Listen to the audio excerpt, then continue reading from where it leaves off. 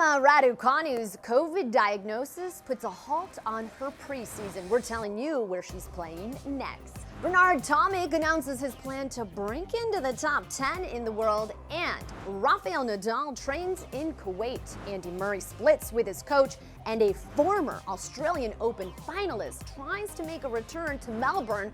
We have got the details. The break starts now.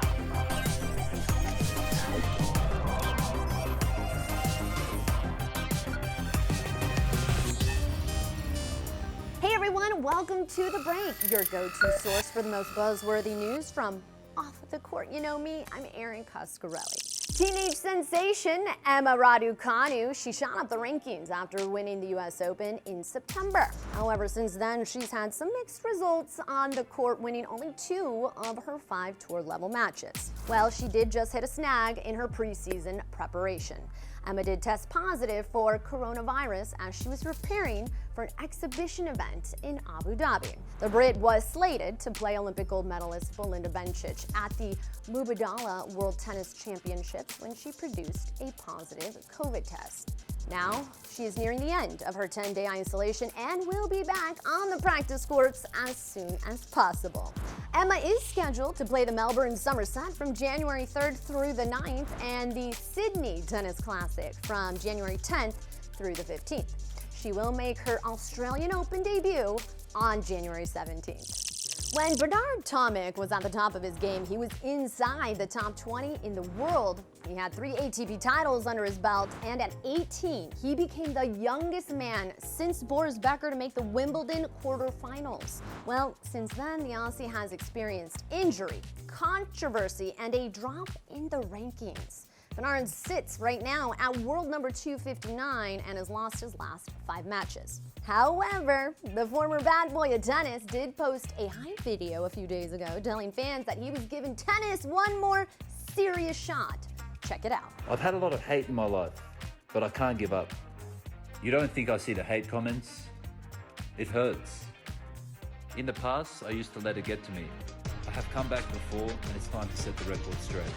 The 29-year-old revealed in an interview with the Gold Coast Bulletin that he had a lot of regrets when it came to his tennis career, and he was ready to take the sport seriously.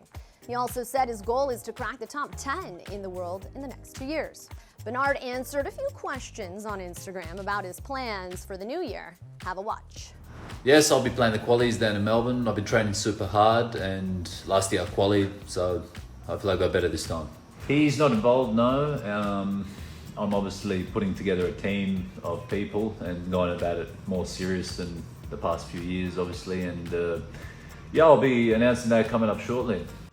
Yeah, well, I've stopped partying and drinking. I wake up at 6 a.m. every morning and I do a run, do gym workouts, and obviously tennis is involved there, and it takes up 2-3 sessions a day. Not easy, got to do it, everything to get back to the top, I guess. He also said he'd like to patch things up with Leighton Hewitt, as the two Aussies have had a rocky relationship in the past. Well, whatever happens, guess what? I will be paying very close attention to this comeback. With the Australian Open looming, we feel like maybe you should know the most recent information regarding your favorite players. So here is a rapid fire rundown. Andy Murray splits with longtime coach Jamie Delgado and begins a trial run with Jan de Witt, the former coach of Gaia Monfils and Gilles Simon. 2008 finalist Jo-Wilfried Tsonga didn't receive a wild card into the Australian Open main draw. He had requested one via the reciprocal wild card agreement. However, it was instead given to fellow Frenchman Luca Pouille. Dominic Thiem recently pulled out of an exhibition event in Abu Dhabi to better prepare for the ATP Cup and the Australian Open. The Austrian has not played since June when he sustained a wrist injury. Naomi Osaka was seen hitting in LA with UCLA Bruin Martin Redlicki ahead of her title defense down under. I've got to say, it is great to see those powerful ground strokes again. Rafael Nadal also preparing for the 2022 season, making an appearance at his academy in Kuwait and looking quite sharp, Rafa. Just over a month until major tennis begins in Australia. I cannot wait. Who's your pick to win it all? Let us know below.